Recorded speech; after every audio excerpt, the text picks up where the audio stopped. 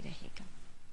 آج اپنے پروگرام میں ہم آپ کی ملاقات ایک ایسی ہی شخصیت سے کروا رہے ہیں جنہوں نے مدحت رسول صلی اللہ علیہ وآلہ وسلم اور رسول اللہ صلی اللہ علیہ وآلہ وسلم سے عقیدت کے اظہار کو کلی طور پر اختیار کیا ہوا ہے۔ آپ نہ صرف خود نعت حمد کہتے ہیں بلکہ آپ حمد، نعت اور مذہبی شاعری کے فروغ میں ایک بڑا اہم کردار بھی ادا کر رہے ہیں۔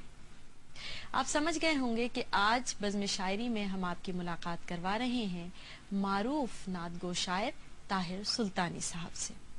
طاہر سلطانی صاحب کے 3 نعتیہ اور حمدیہ مجموعے منظر عام پر آ چکے ہیں، جن میں مدینے کی مہک، مدینہ میری زندگی اور حمد میری بندگی شامل ہیں۔ اس کے علاوہ آپ کو یہ سعادت حاصل ہے، یہ اعزاز حاصل ہے کہ آپ نے حمدیہ ادب کے حوالے سے پہلا کہیے کہ حمدیہ رسالہ اور حمدیہ کتابی سلسلہ شروع کیا۔ آپ جہان حمد کے نام سے 18 شمارے اب تک منظر عام پر لا چکے ہیں، جن میں بڑے اہم عنوانات کے حوالے سے یہ نمبر نکلے ہیں، جن میں علامہ اقبال حمد و نعت نمبر، بہزاد لکھنوی نمبر، صبا اکبر آبادی نمبر، ابو الخیر کشفی نمبر، خواتین کا حمدیہ و نعتیہ نمبر، اور حال ہی میں قرآن نمبر کے نام سے ایک ضخیم کتابی شمارہ سامنے آیا ہے۔ قرآن نمبر میں 1190 صفحات شامل ہیں اور یہ شمارہ 19 ابواب پر قائم کیا گیا ہے اور 226 عنوانات کے تحت قرآن مجید کو سمجھنے کی کوشش کی گئی ہے۔ یہ ایک بڑا اہم نمبر ہے جو یقیناً پی ایچ ڈی کرنے والوں یا دلچسپی رکھنے والوں، تحقیق کرنے والوں کے لیے ایک بہت بڑی مدد ثابت ہو سکتا ہے۔ اس کے علاوہ آپ ارمغان حمد کے نام سے ایک حمدیہ پرچہ بھی نکالتے ہیں اور اس کے بھی 78 شمارے اب تک منظر عام پر آ چکے ہیں۔ تو جناب، آج بزم شاعری میں ہم خوش آمدید کہتے ہیں معروف شاعر طاہر سلطانی صاحب کو، ان کے کلام اور گفتگو سے بزم شاعری کو سجاتے ہیں۔ ساتھ ہی ساتھ ہم آپ کو یہ بھی بتاتے چلیں کہ آپ ایک طویل عرصے درس و تدریس سے وابستہ رہے ہیں، سماجی خدمات میں بھی حصہ لیتے ہیں اور ساتھ ہی ساتھ کہیے کہ دین کی ترویج اس طرح کر رہے ہیں۔ تو آئیے خوش آمدید کہتے ہیں طاہر سلطانی صاحب کو۔ السلام علیکم۔ وعلیکم السلام، کیسی ہیں آپ؟ خیریت سے؟ اللہ کا شکر ہے۔ اس سے پہلے کہ ہم گفتگو کا آغاز کریں، ہم چاہیں گے کہ حمد باری تعالیٰ سے یا نعت رسول مقبول صلی اللہ علیہ وسلم سے ہم بزم شاعری کا آغاز کریں۔ بسم اللہ الرحمن الرحیم۔ سب سے پہلے میں تمام عالم اسلام کے مسلمانوں کو، بالخصوص میٹرو 1 کے ناظرین و سامعین کو رمضان المبارک کی مبارکباد پیش کرتا ہوں اور آپ کا ممنون ہوں کہ آپ نے مجھے یاد فرمایا اس بابرکت مہینے کے موقع پر۔ حمد باری تعالیٰ میں آپ کی سماعتوں کی نظر کر رہا ہوں۔ ارشاد۔ شب و روز مانگوں تیری رضا، تیری شان جل جلالہ،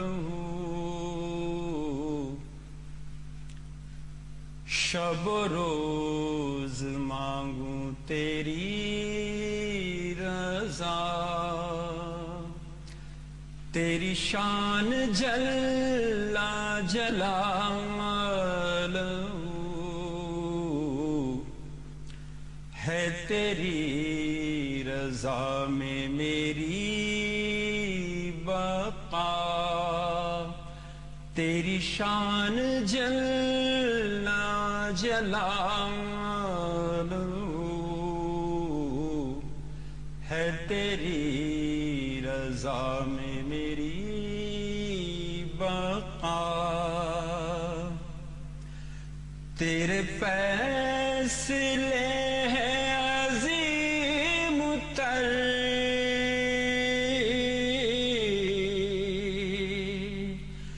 تیری حکمتوں کی کسے خبر،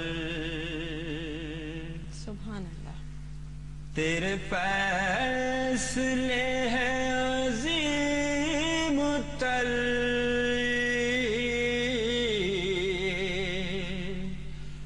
تیری حکمتوں کی کسے خبر، تو شعور و فکر سے ماورا، تیری شان جل جلالہ، کیا کہ تو شعور و فکر سے ماورا،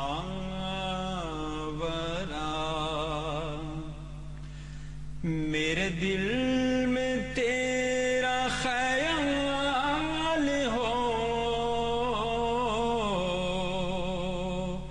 کہ نظر میں تیرا جمال ہو،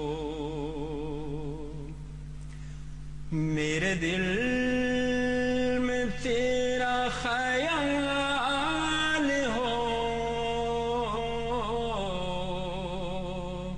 کہ نظر میں تیرا جمال ہو، رہے صرف تجھ سے ہی واسطہ، تیری شان جل جلالہ، رہے صرف تجھ سے ہی واسطہ،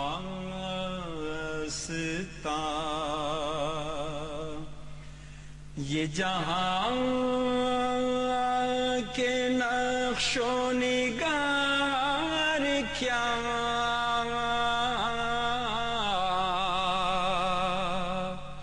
تیری نعمتوں کا شمار کیا،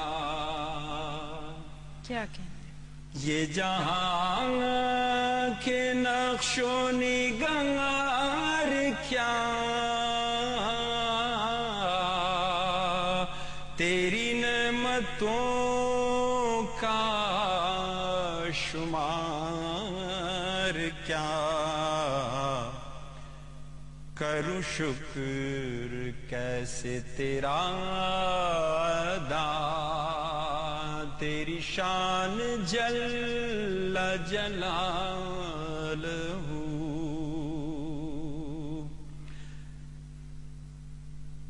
تیری بارگاہ میں اے خدا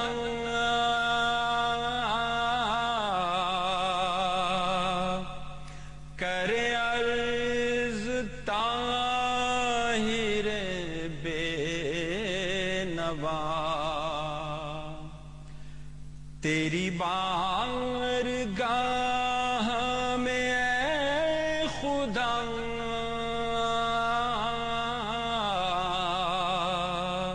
کرے عرض طاہر بے نوا،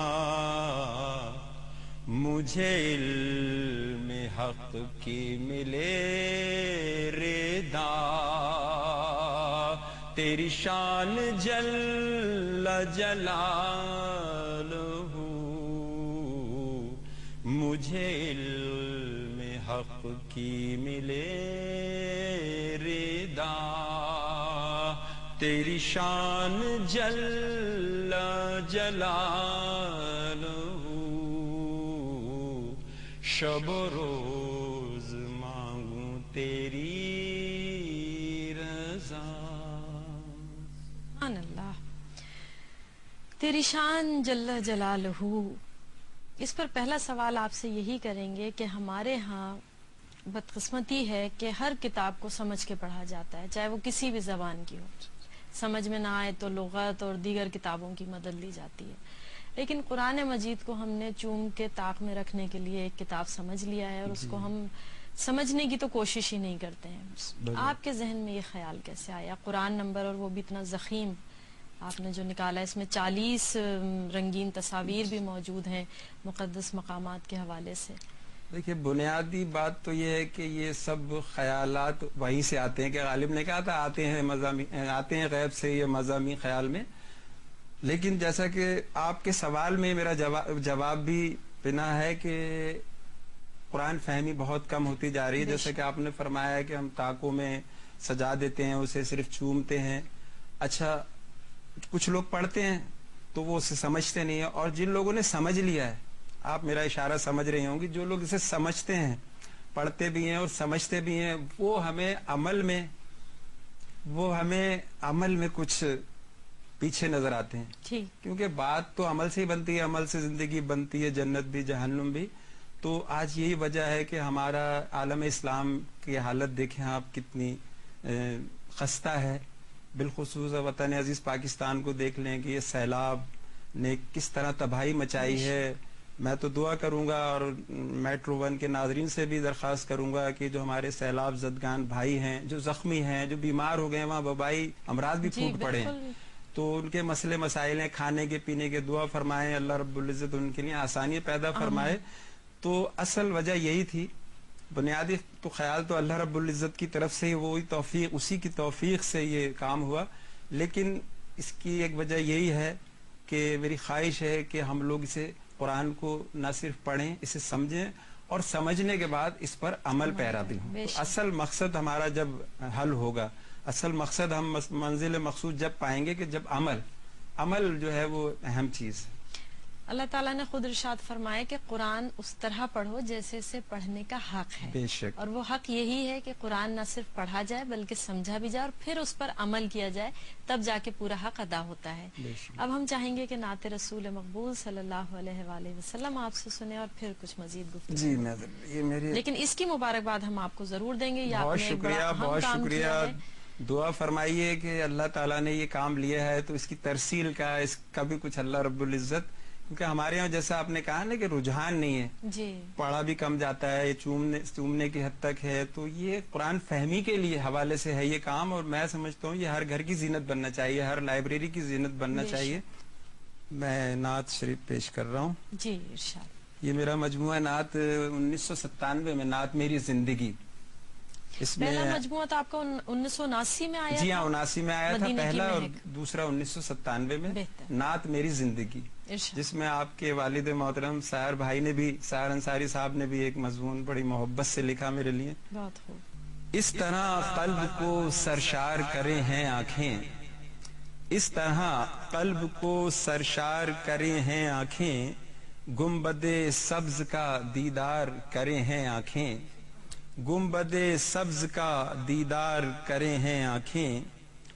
سبز گنبد کی ضیا پاش بہاریں چن کر, سبز گنبد کی ضیا پاش بہاریں چن کر, راستہ خلد کا ہموار کرے ہیں آنکھیں, راستہ خلد کا ہموار کرے ہیں آنکھیں.